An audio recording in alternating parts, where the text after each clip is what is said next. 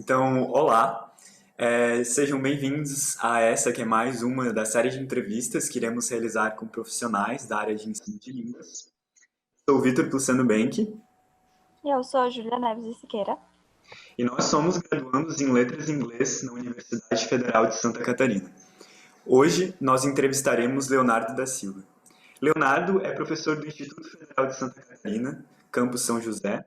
Ele é doutor pelo programa de pós-graduação em inglês, estudos linguísticos e literários da Universidade Federal de Santa Catarina, com concentração em estudos da linguagem, mestre em estudos culturais pelo mesmo programa e licenciado em letras em inglês e literaturas, também pela UFSC. Atuou como instrutor de português no Middlebury College, nos Estados Unidos, e foi bolsista do programa CAPS-FIPSE de interdisciplinaridade na área de cinema, literatura e estudos culturais na Wayne State University e bolsista de iniciação científica do CNPq. Passo a palavra para a Júlia. Então, Leonardo, vamos começar com as perguntinhas de hoje. Primeiramente, a gente queria saber qual é o maior desafio para o professor de línguas na atualidade, na tua opinião, e quais são os esforços necessários para superar esses desafios no teu local de trabalho. Olá, gente. Muito obrigado pelo convite. É um tema bastante amplo pensar nos desafios que são vários, né? Mas eu acho que, pensando de uma perspectiva crítica, o grande desafio de ser professor na atualidade é lidar com a realidade que ela muda constantemente, né? Então, a gente está pensando sempre na formação de nossos alunos, no desenvolvimento de pessoas que sejam autônomas, criativas, que consigam utilizar os conhecimentos, né, e desenvolver os seus conhecimentos para atuar na vida real. Mas que vida real é essa que está sempre mudando e que está sempre colocando novos desafios? Então, a gente não sabe exatamente para o que a gente está preparando os alunos, né? Então, acho que talvez o grande desafio é a gente mudar essa perspectiva de que a gente está desenvolvendo habilidades ou competências nos alunos. A gente está mais desenvolvendo autonomia, capacidade de reflexão e ação a partir do contexto, né? Então, e pensando no meu contexto de atuação, que é o ensino básico, técnico e tecnológico, um dos grandes desafios é que a gente trabalha com muitos públicos, então tem desde o ensino médio integrado até graduação, especialização, né? Então, é muito abrangente, os cursos ofertados para a comunidade também, então tem os cursos técnicos, tem formação de professores, né? E eu acho que o grande desafio é porque, historicamente, os institutos federais ou as escolas técnicas, elas serviam, de certa forma, para separar, manter, na verdade, algumas estruturas sociais em termos de classe. Então, antes, a universidade era pensada para as pessoas que tinham um certo privilégio econômico. E aí, quem queria aprender uma profissão, né, profissões que tinham menos prestígio social, aí fazia um curso técnico. E essa perspectiva não é mais a perspectiva dos institutos, né? A gente busca promover a inclusão por meio da educação. Então, a gente não vê também essa distinção entre conhecimento técnico ou, enfim, da formação universitária e da formação dos institutos, porque a gente entende a educação como algo mais amplo, como algo holístico, né? Desenvolvimento de seres humanos. Por mais que um foco seja numa profissão, mas eu estou preocupado com a formação dessa pessoa, desse cidadão como um todo. Então, eu acho que a gente ainda está nesse processo, esse entendimento, tanto por parte da sociedade e dos professores, ainda é um caminho que a gente precisa percorrer, esse entendimento da educação como essa formação holística, né? E não como aprendizado de competência, de habilidade. Então, quando eu penso em inglês, por exemplo, né, eu não estou ali só para que o aluno consiga se comunicar, mas que ele consiga fazer escolhas éticas, conscientes, e que ele consiga usar a linguagem para fazer mudança efetiva na sociedade, contribuindo, né, de forma positiva, assim, com o ambiente que ele vive. Muito interessante essa questão que tu coloca sobre o tecnicismo, porque realmente tem uma grande discussão ao redor disso, né? E a perspectiva que tu coloca de ao estar formando trabalhadores também está atuando nessa questão de estar formando seres humanos capazes de refletir e agir sobre o meio em que vivem, é um ponto muito interessante a se colocar nessa discussão. Eu fui aluno do Instituto Federal, então eu sei como é importante essa perspectiva na educação, principalmente na educação técnica. Passando para a próxima questão agora, a gente queria saber um pouquinho como que tu entendes a relevância de professores adeptos ao ensino crítico nos tempos em que vivemos. Como encorajar mais professores a terem uma postura crítica em sala de aula? Uhum. Bom, eu acho, na verdade, que eu acho que o ensino crítico não é uma abordagem, não é um método, né? Ele é uma perspectiva de olhar para a educação, ele tem a ver com uma concepção de ensino que está compromissada com a justiça social, né? Então, para mim, ele não é uma opção, ele deveria ser a perspectiva de todo educador, porque educação, nesse sentido, tem a ver com transformar a realidade, né? Construir momentos e estabelecer espaços para o desenvolvimento dos seres humanos, né? De homens, mulheres, crianças, jovens, adultos, né? Então, eu acho que, nesse sentido, a gente precisa refletir cada vez mais isso. Eu digo refletir, fazer com que os nossos alunos possam refletir sobre isso, mas também que a gente possa refletir isso nos cursos de formação de professores, sobre qual que é o papel da educação e qual que é o papel do educador, né? Então, eu acho e entender essa relevância social, né? E eu acho que um caminho muito legal para isso é também a gente perceber essa articulação da escola com a comunidade, né? No IFSC, por exemplo, os projetos de extensão, eu acho que eles deixam muito claro isso, né? Porque aí o projeto de extensão é quando a comunidade vem para a escola ou quando a escola vai para a comunidade, né?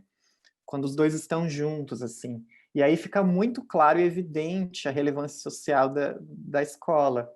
Mas eu acho que para desenvolver esse olhar e essa compreensão crítica do papel do educador, a gente precisa trabalhar em todas as esferas, né? E eu acho que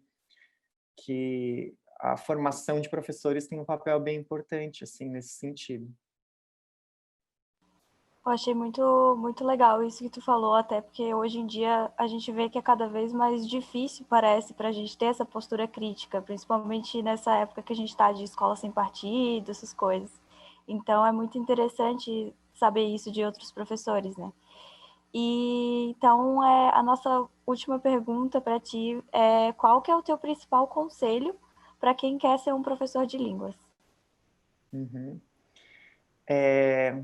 Conectando, né, com a outra pergunta, eu acho que é primeiro refletir sobre o que é ensinar línguas, né, o que eu entendo como o papel da educação, como o papel do educador, né, e entender também que ensinar línguas é uma parte, né, mas assim, no fundo, todos somos educadores, né, e nós temos um papel em comum.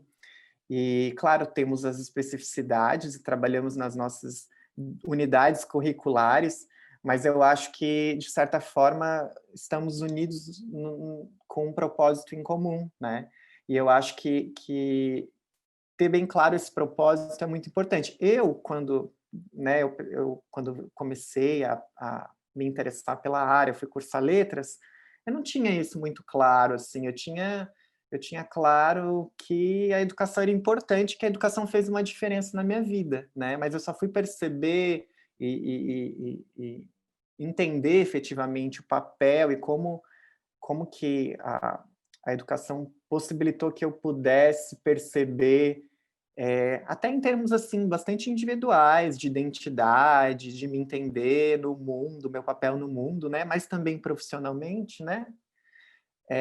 Eu só fui entender com muita discussão, muita reflexão, né? Então, acho que, assim, o conselho, eu acho que é pensar, né, quais são os objetivos e o que você busca fazer por meio disso, né? Mas e também está sempre aberto para o diálogo, né? E eu acho que e para reflexão, e entender que ser professor é um processo constante de reflexão sem fim, né? Então, pensando no isso que tu mencionou, né, do contexto atual, e da dificuldade que é ser crítico num contexto conservador, em que a gente tem silenciamento, né, e a gente tem censura, ou até medo dos professores, né, esse discurso social do que chamam de doutrinação, entre aspas, né. Então, eu acho que de novo, o diálogo e a reflexão é o caminho, assim, para a gente lidar com esse contexto, né. E então eu acho que o professor também tem que entender isso, assim, que é um processo de constante, formação, né, a gente nunca está pronto, e ser crítico é isso, assim, analisar a realidade, e a realidade muda, então eu vou analisando, e vou pensando, e vou desenvolvendo, novas estratégias, assim.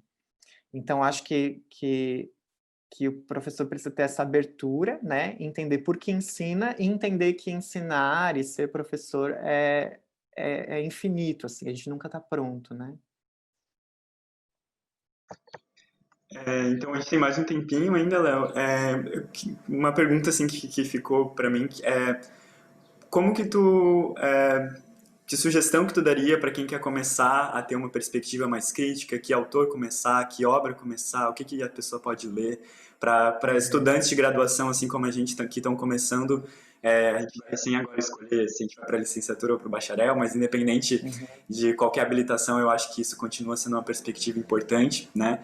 Porque é uma perspectiva de praxis, como tu disse e tal. Então, uhum, que obra ou que autor ou que literatura que a gente pode começar a se debruçar sobre para ter essa perspectiva. uhum. Então, eu acho que quando eu penso, assim, na minha trajetória, né, na graduação, eu tive muito contato principalmente nas aulas de análise crítica do discurso, de literatura, a gente refletia sobre identidade, sobre questões de gênero, de desigualdade social, de gênero, classe, raça, enfim, várias questões. E eu sempre sentia, de certa, a gente também falava um pouco disso nas aulas da licenciatura, mas eu sentia uma falta de entender como isso chegava na sala de aula, porque para mim eram questões muito importantes, né?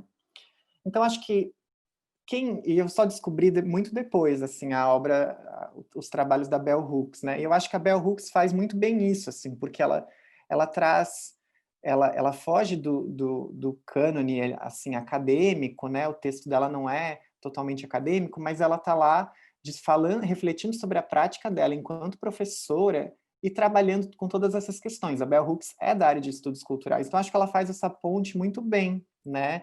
Então, uma obra que eu recomendo muito é Ensinando a Transgredir, Teaching to Transgress, acho que em português é Ensinando a Transgredir, ou Ensinar a Transgredir, e ela também tem Ensinando o Pensamento Crítico, que são obras muito fáceis assim de ler, mas que deixa muito claro, porque ela faz essa conexão, né, do conhecimento acadêmico com conhecimento pedagógico e da vivência pessoal dela.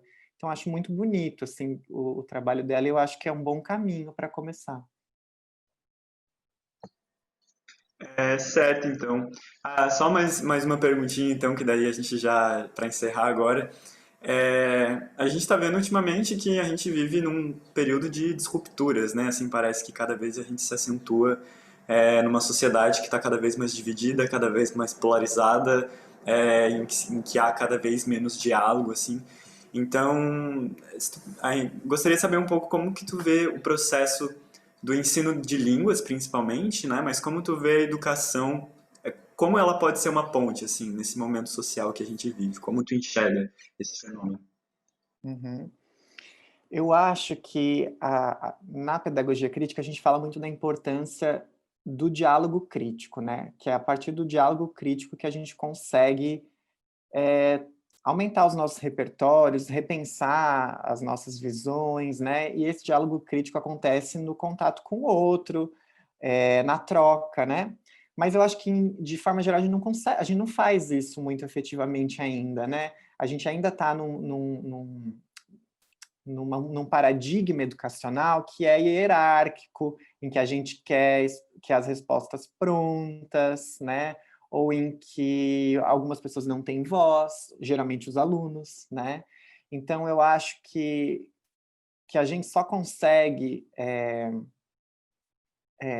movimentar, né, essa estrutura ou, ou, de certa forma, desmantelar essa polarização que não tem levado a lugar nenhum, porque não tem diálogo, né? Então, a gente não ouve.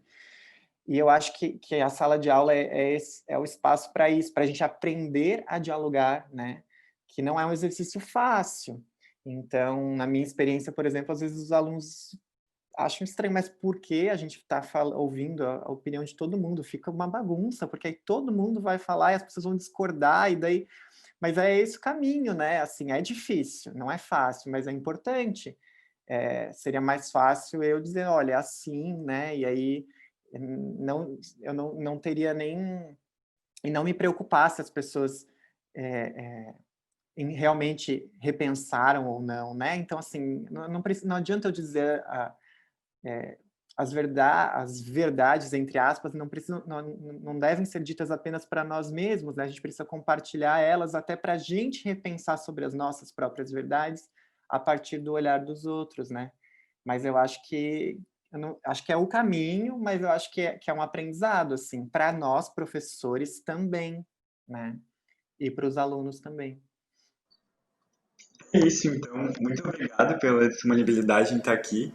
Eu tenho certeza que as pessoas que posteriormente assistiram a nossa conversa aqui vão ter muito conteúdo para conhecer, né? É muito importante esses momentos assim de troca e queria te agradecer pela disponibilidade de estar aqui e pelo teu depoimento, foi muito interessante. Imagina, eu que agradeço. Obrigada pela disponibilidade também, foi muito, muito bom. A gente está tendo pontos de vista diferentes e sempre com uma resposta diferente, então é muito legal esse espaço, esse momento. Obrigada. Eu que agradeço.